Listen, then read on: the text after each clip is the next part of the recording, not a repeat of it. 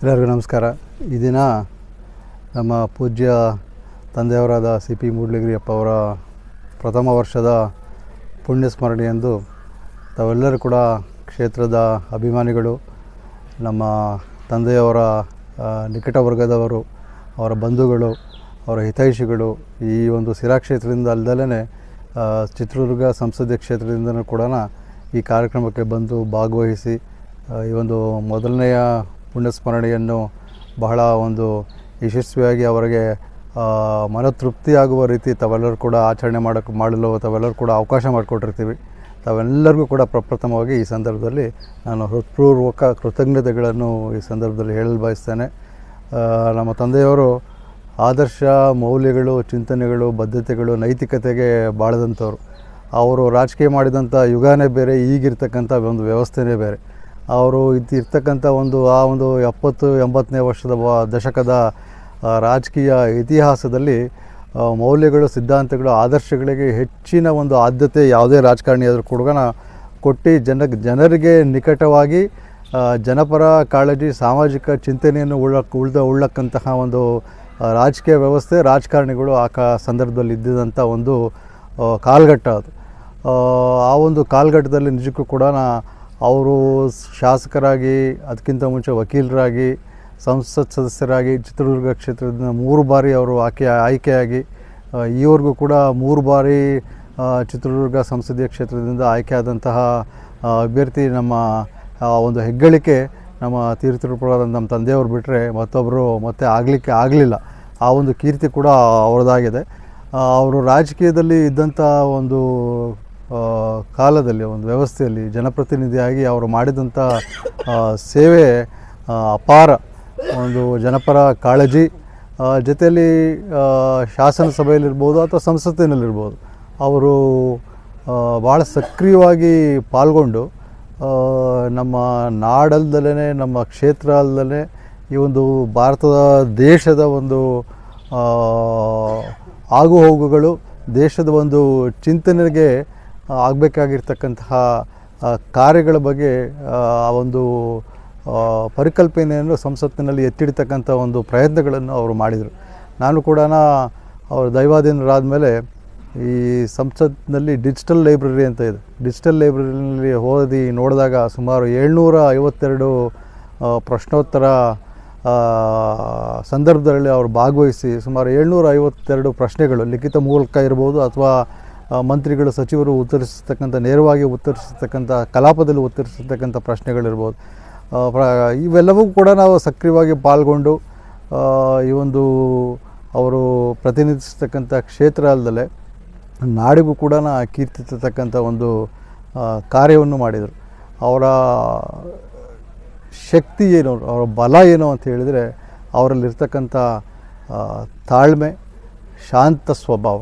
ಎಂತಹ ಒಂದು ಪರಿಸ್ಥಿತಿಯಲ್ಲೂ ಕೂಡ, ಒತ್ತಡದ ಪರಿಸ್ಥಿತಿಯಲ್ಲೂ ಕೂಡ ಅವರು ತಾಳ್ಮೆ, ಶಾಂತಿಯನ್ನು ಅವರು ಕಳ್ಕೊತಾನೇ ಇರಲಿಲ್ಲ. ಅವರು ಎಂತಹ ಒಂದು ಪರಿಸ್ಥಿತಿ ಬಂದರೂ ಕೂಡ ಎದುರಾಳಿ ಪ್ರತಿವಾದಿ ಬಹಳ ಉದ್ವೇಗದಿಂದ ಮಾತನಾಡಿದರೂ ಕೂಡ ಒಂದೇ ಒಂದು ಪ್ರತಿವಾದ ಅವರು ಮಾಡ್ತಾ ಇರಲಿಲ್ಲ.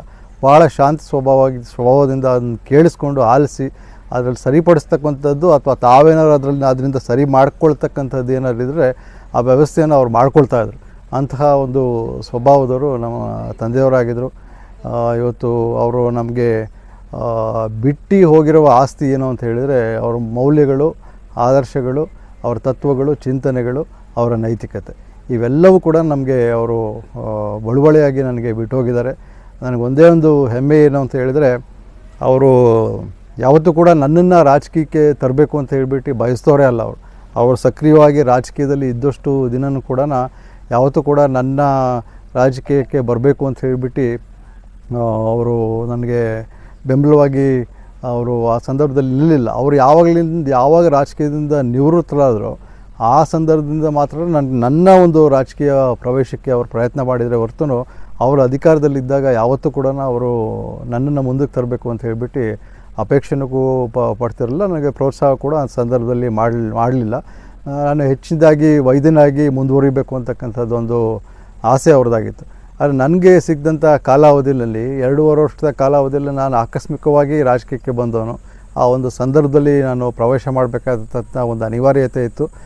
ಪ್ರವೇಶ ಮಾಡಿದಂಥ ಸಂದರ್ಭದಲ್ಲಿ ನಾನು ಯಾರೋ ಅಂತ ಹೇಳ್ಬಿಟ್ಟು ಹೆಚ್ಚಿನದಾಗಿ ಕ್ಷೇತ್ರದ ಜನಕ್ಕೆ ಗೊತ್ತಿರಲಿಲ್ಲ. ರಾಜೇಶ್ ಗೌಡ ಅಂತ ಹೇಳಿದ್ರೆ ಒಬ್ಬ ಸಮಾಜ ಸೇವಕ, ವೈದ್ಯ, ಬೆಂಗಳೂರು ಸಿರಾದಿಂದ ಬಂದಂಥ ರೋಗಿಗಳಿಗೆ ಉಚಿತವಾಗಿ ಚಿಕಿತ್ಸೆ ಕೊಡ್ತಾನೆ ಅಂತಕ್ಕಂಥದ್ದು ಗೊತ್ತಿರ್ತೇ ಹೊರತು ಅದರಿಂದ ಮೇಲಾಗಿ ಗೊತ್ತಿದ್ದಿದ್ದು ಅಂತ ಹೇಳಿದರೆ ಮೂಡಲಗಿರಿಯಪ್ಪನವರು ಲೋಕಸಭಾ ಸದಸ್ಯರು, ಮಾಜಿ ಲೋಕಸಭಾ ಸದಸ್ಯರು ಪುತ್ರ ಅಂತ ಹೇಳ್ಬಿಟ್ಟು ಅಷ್ಟೇ ಗೊತ್ತಿದ್ದಿದ್ದು ಜನರಿಗೆ.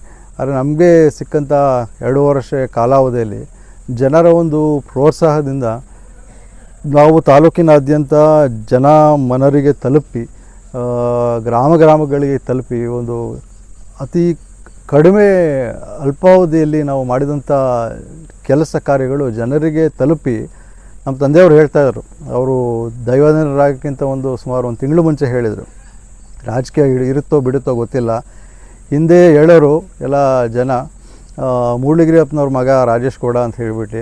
ಆದರೆ ಈಗ ಎಲ್ಲರೂ ಒಳ್ಳೆ ಹೆಸರು ಮಾಡಿದ್ಯಪ್ಪ, ಎಲ್ಲ ಕಡೆನೂ ಎಲ್ಲ ಬಂದವರೆಲ್ಲ ಹೇಳ್ತಾರೆ ರಾಜೇಶ್ ಗೌಡರು ತಂದೆ ಮೂಡಲಗಿರಿಯಪ್ಪ ಅಂತ ಹೇಳಿಬಿಟ್ಟು ಹೇಳ್ತಾರೆ. ನನಗೆ ಅಷ್ಟೇ ಸಂತೋಷ ಅಂತಕ್ಕಂಥದ್ದು ಒಂದು ಮಾತನ್ನು ಅವರು ಹೇಳಿದರು. ನಿಜಕ್ಕೂ ಕೂಡ ಅವರು ಹೇಳಿದಂದು ಇನ್ನೂ ಕೂಡ ನಮಗೆಲ್ಲೋ ಕೂಡ ಮನ ಹೃದಯ ಕುಲುಕಿ ಇನ್ನೂ ಹೆಚ್ಚು ನಾವು ಆ ನಿಟ್ಟಿನಲ್ಲಿ ಅವರ ಆದರ್ಶಗಳನ್ನು ಮುಂದುವರಿಸ್ಕೊಂಡು ಹೋಗ್ತಕ್ಕಂಥ ಪ್ರಯತ್ನ ನಾವು ಕೂಡ ಮಾಡಬೇಕು ಅಂತಕ್ಕಂಥದ್ದೊಂದು ಅಪೇಕ್ಷೆ ಇದೆ.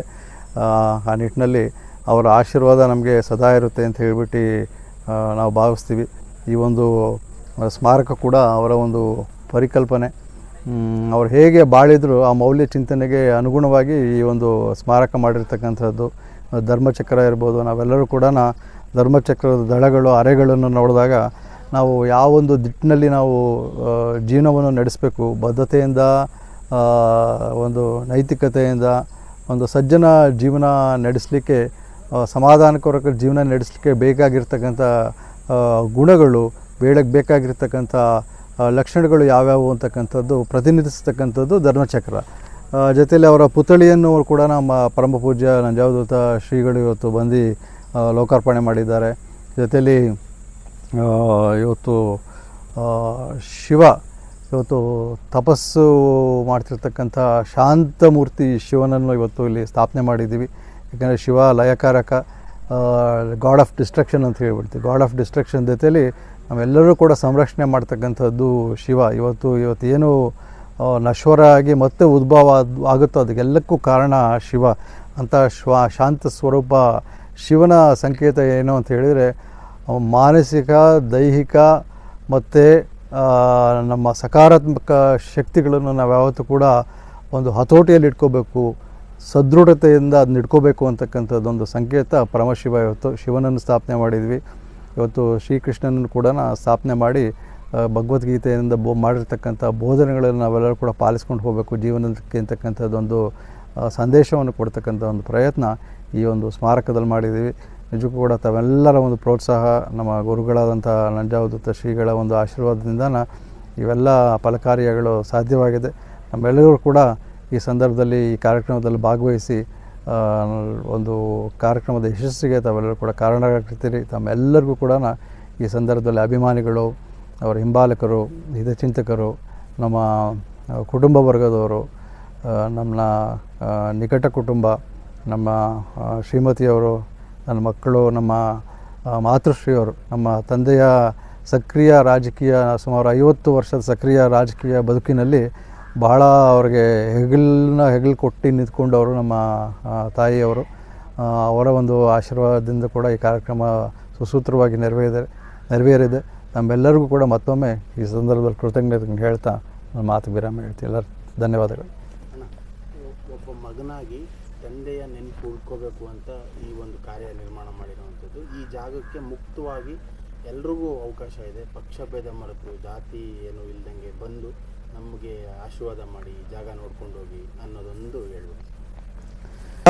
ಮುಕ್ತವಾಗಿ ಎಲ್ಲರಿಗೂ ಕೂಡ ಅವಕಾಶ ಇಟ್ಟಿರ್ತಕ್ಕಂಥದ್ದು. ತಾವು ಯಾವುದೇ ಸಮಯದಲ್ಲಿ ಯಾವಾಗ ಬೇಕಾದರೂ ಇಲ್ಲಿ ಬಂದು ಸ್ಥಳ ವೀಕ್ಷಣೆ ಮಾಡ್ತಕ್ಕಂಥ ಒಂದು ಅವಕಾಶ ನಾವು ಮಾಡಿಕೊಟ್ಟಿದ್ದೀವಿ. ಏಕೆಂದರೆ ನಮ್ಮ ತಂದೆಯೂ ಕೂಡ ಅದೇ ಒಂದು ಸೌಹಾರ್ದ ಚಿಂತನೆಯನ್ನು ಮಾಡಿಕೊಂಡು ಇದ್ದವರು.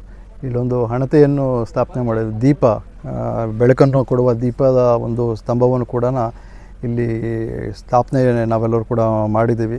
ಕುಂಬಾರ ಮಾಡಿದ ಹಣತೆಯಿಂದ ರೈತ ಬೆಳೆದ ಹತ್ತಿಯಿಂದ ಬತ್ತಿಯನ್ನು ಮಾಡಿ ಗಾಣಿಗ ಹಾಕಿದ ಎಣ್ಣೆಗೆ ಉರಿಯುವ ಗಾಣಿಗ ಹಾಕಿದ ಎಣ್ಣೆಯಿಂದ ಉರಿಯುವ ದೀಪಕ್ಕೆ ಎಲ್ಲಿದೆ ಯಾವ ಕುಲ ಅಂತ ಹೇಳಿಬಿಟ್ಟು ಒಂದು ಉಲ್ಲೇಖ ಇದೆ. ಆ ಉಲ್ಲೇಖದಂತೆ ಇವತ್ತು ಮನುಕುಲದ ಸಂಕೇತವಾಗಿ ಒಂದು ದೀಪವನ್ನು ಕೂಡ ಇಲ್ಲಿ, ಕಲ್ಲಿನ ದೀಪವನ್ನು ಕೂಡ ಇಲ್ಲಿ ನಿರ್ಮಾಣ ಮಾಡಿದ್ದೀವಿ. ದೀಪದಂತೆ ಎಲ್ಲರೂ ಕೂಡ ಈ ಒಂದು ಸ್ಥಳವನ್ನು ತಾವೆಲ್ಲರೂ ಕೂಡ ಭೇಟಿ ಮಾಡಿ ತಮ್ಮೆಲ್ಲರ ಅನಿಸಿಕೆಗಳನ್ನು, ತಮ್ಮೆಲ್ಲರ ಒಂದು ಸಹಕಾರ, ಆಶೀರ್ವಾದ ನಮ್ಮ ಮೇಲೆ ಇರಲಿ ಅಂತಕ್ಕಂಥ ವಿಚಾರವನ್ನು ಈ ಸಂದರ್ಭದಲ್ಲಿ ಹೇಳ್ತಾ ಮಾತುಕತೆ ಮಾಡ್ತೀನಿ. ಎಲ್ಲರಿಗೂ ನಮಸ್ಕಾರ. Thank you.